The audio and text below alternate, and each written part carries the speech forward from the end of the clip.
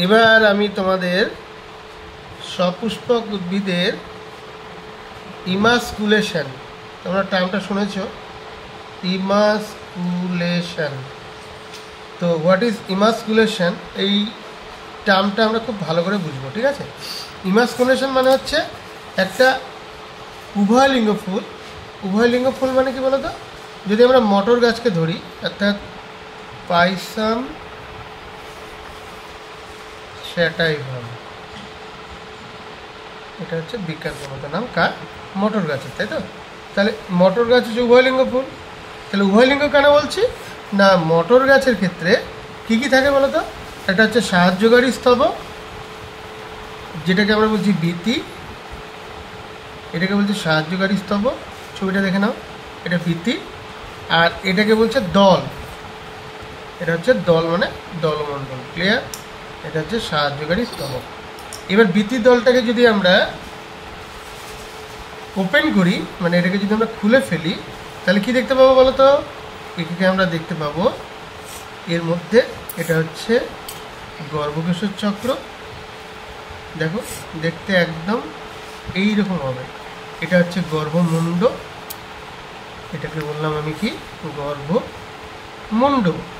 মুন্ড মানে মাথা, এটাকে বলছি গর্ভদণ্ড, ক্লিয়ার? আর এই যে ফোলা অংশটা দেখতে পাচ্ছ, এটাকে বলছে ডিম্বাশয়। কি বললাম? এটাকে বলছে ডিম্বাশয়। তাহলে আমরা এটা কিন্তু কি ফুল পেলাম বলো তো? এটা হচ্ছে শ্রী ফুল। তাহলে শ্রী ফুলের শ্রী স্তবক। তাহলে এই ফুলের মধ্যেই কি রয়েছে? এই ফুলের মধ্যেই রয়েছে, অন্য কালিতে আমি করছি সুবিধা হবে, এটা হচ্ছে পুংকেশর। পুংকেশর সংখ্যা কত? দেখো পুংকেশরের সংখ্যা হচ্ছে 9+1, মানে 9টা পুংকেশর একসাথে থাকে। এই যে 9টা পুংকেশর একসঙ্গে থাকে, আর তার সঙ্গে একটা আলাদা থাকে, তার জন্য এটাকে বলছে 9+1, যার জন্য এই পুংকেশরটাকে বলা হচ্ছে দ্বিগুচ্ছ পুংকেশর। দ্বিগুচ্ছ মানে বুঝতে পারছো তো? দ্বি মানে দুই, দুটো গুচ্ছযুক্ত পুংকেশর। তাহলে দ্বিগুচ্ছযুক্ত পুংকেশর কার কার ক্ষেত্রে দেখা যায়? মটর, বকফুল, আরেকটা বলো তো কি? একদম ঠিক, অপরাজিতা, যেটা তোমরা নীলকণ্ঠ নামে চেনো।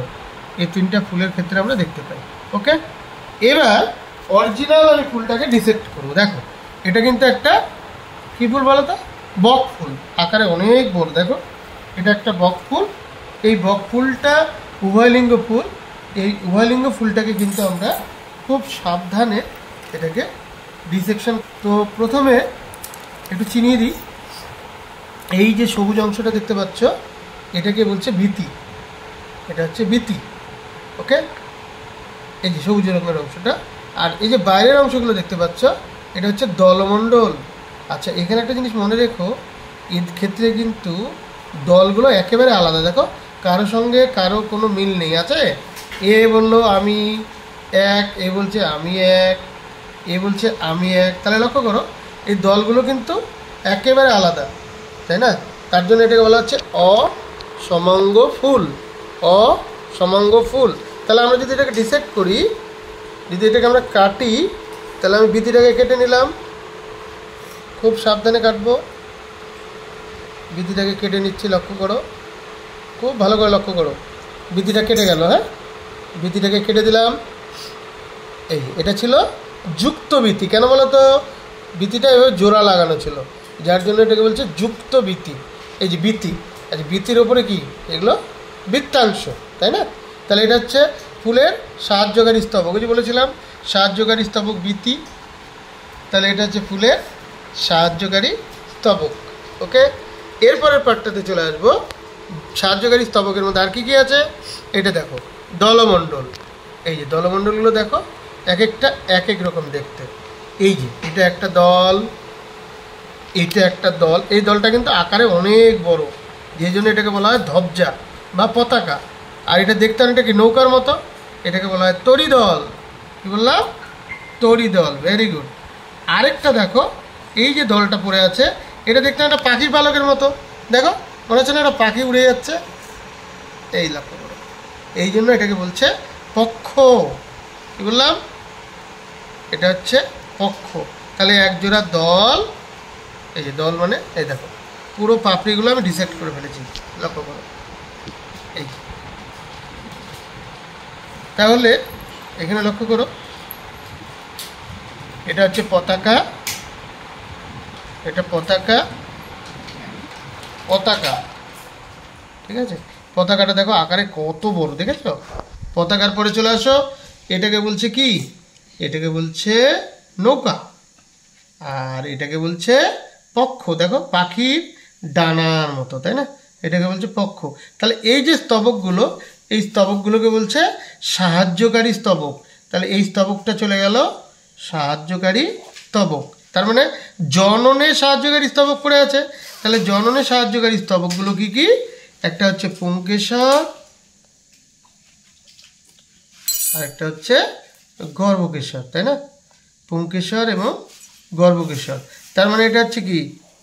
পুং জননাঙ্গ, এটা হচ্ছে সি জননাঙ্গ। তোমরা লক্ষ্য করো, একটা ফুলের মধ্যেই দুটা অংশ রয়েছে।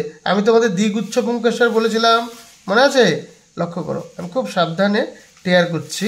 দেখো এখানে 9+1, আমি ভালো করে দেখিয়ে দিচ্ছি। দেখো এটা কিন্তু আলাদা আছে, তাই না? একদম আলাদা, লক্ষ্য করো।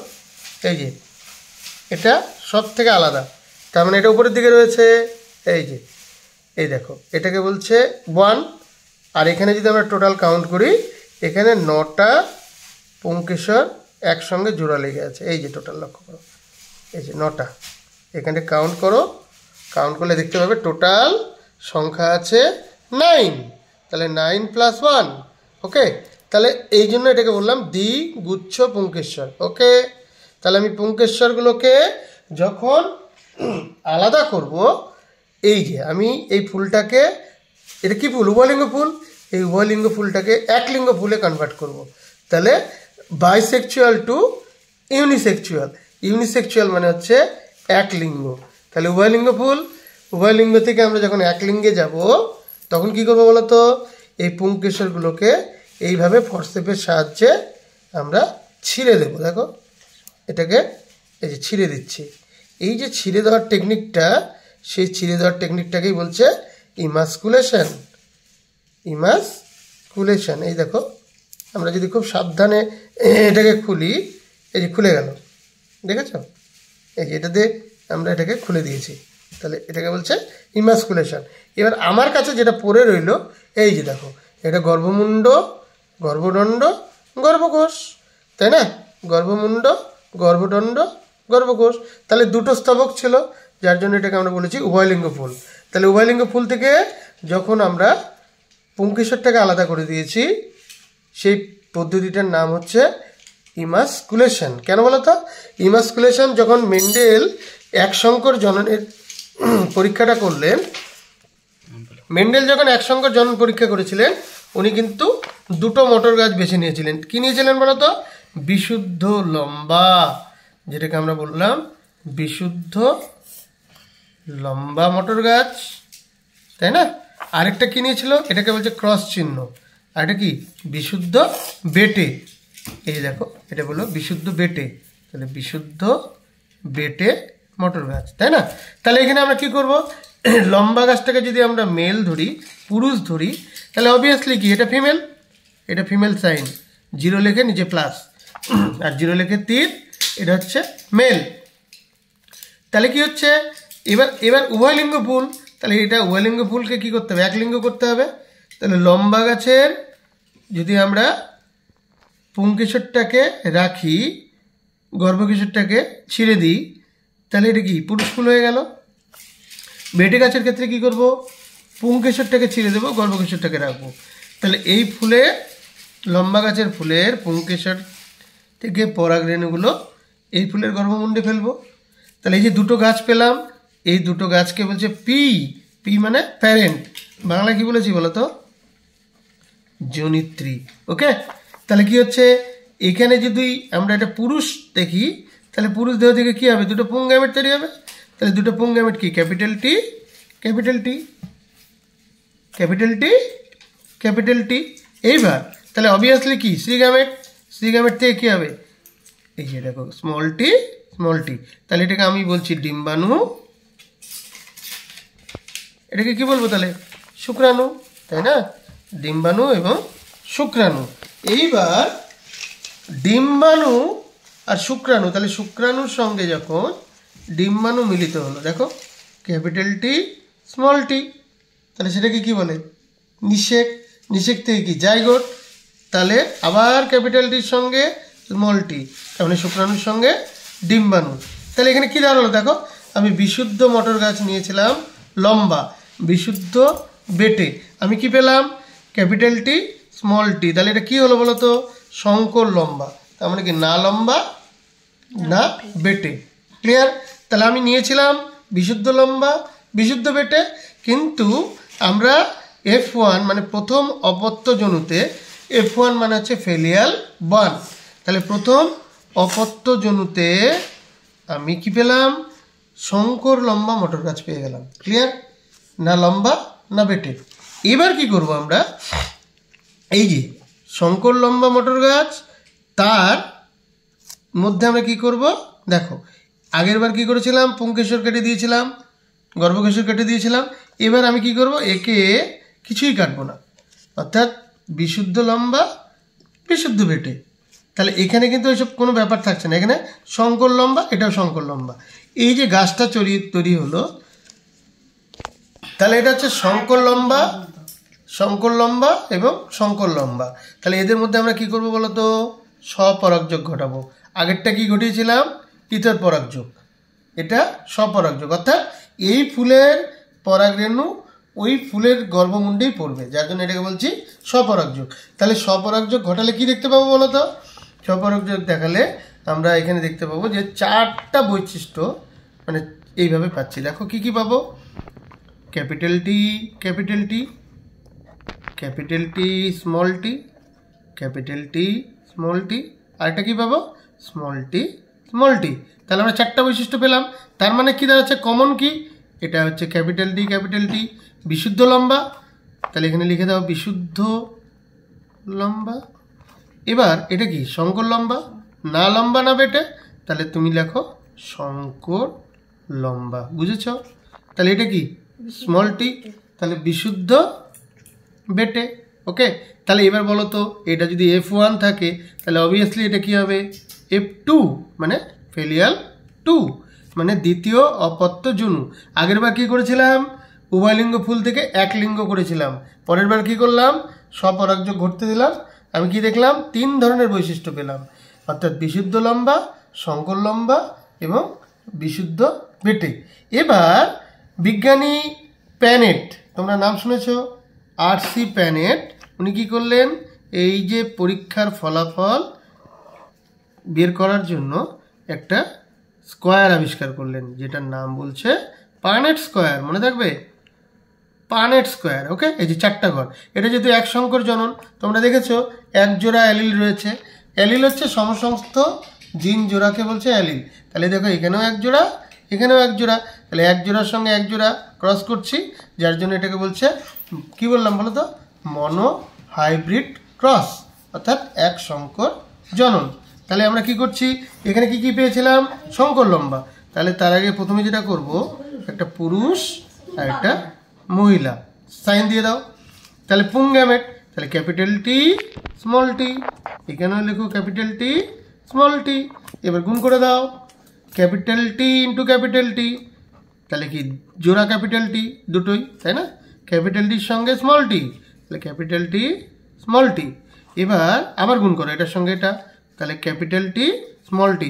সবসময় মনে রাখবে ক্যাপিটালটাকে আগে লিখতে হয়, হ্যাঁ, স্মলটাকে পরে লিখবে। তাহলে স্মল টি গুণ করে দাও, স্মল টি। তাহলে রেজাল্টটা কি দাঁড়ালো? রেজাল্টটা দাঁড়ালো এটা হচ্ছে বিশুদ্ধ লম্বা, এটা কি শঙ্কর লম্বা, কি তাই না? এটা কি বিশুদ্ধ বেটে। পরিষ্কার? তাহলে এবার একটা মজার ব্যাপার দেখো, আমি কিন্তু 3টা রেজাল্ট পেলাম, তাই তো? কোথায় পেলাম? F2-তে। এইবার মনে রাখবে যে ফেনোটাইপিক বৈশিষ্ট্য, ফেনোটাইপ বৈশিষ্ট্য কাকে বলে বলো তো? ফেনোটাইপ বৈশিষ্ট্য হচ্ছে যে বাহ্যিক বৈশিষ্ট্যর দ্বারা জীবের বৈশিষ্ট্যগুলোকে আমরা নির্ধারণ করব, তাই না? তাহলে এখানে কি দাঁড়ালো? এখানে আমি বললাম এটা বিশুদ্ধ লম্বা, এটা সংকর লম্বা। আমি কিছুই বলবো না, আমি বলছি লম্বা কত বলো তো। এখানে তিনটাই লম্বা, আমি না বলবো বিশুদ্ধ, না বলবো সংকর। তাহলে কি এটা 1 2 3, তাহলে 3 ভাগ লম্বা। তাহলে পরে রইল কত? 1 ভাগ বেটে। তাহলে 3:1। তাহলে যদি পার্সেন্টেজে যাও, গোটা ঘরটা কত? 100। তাহলে এটা কত? 25। এটা কত? 25। এটা কত? 25।